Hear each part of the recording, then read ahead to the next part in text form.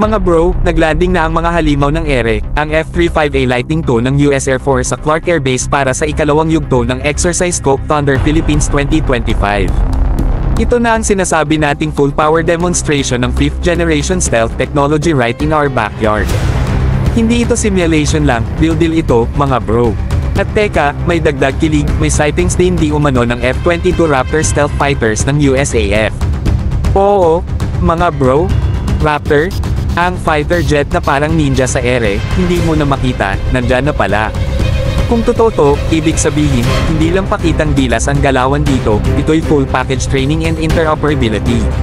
Para sa Philippine Air Force, ito ay opportunity na mas rare pa sa ticket ng Coldplay sa front row. Imagine, training side by side with the most advanced air dominance fighters in the world.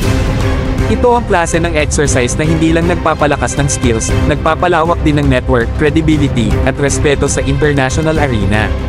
Sa panahon na kaliwat kanan ng tensyon sa West Philippine Sea, ito ang tipo ng presensya na nagpaparamdam sa mundo na hindi nag-iisa ang Pilipinas.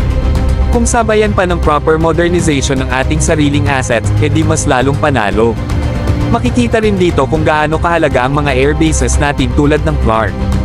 Hindi lang ito lugar ng takeoff at landing, ito'y sentro ng regional security cooperation.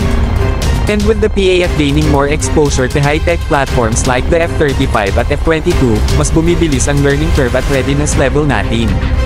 Kaya mga bro, habang binabantayan natin ang mga eroplano sa himpapawid, tandaan natin na bawat galaw na yan ay may layunin, is true strength.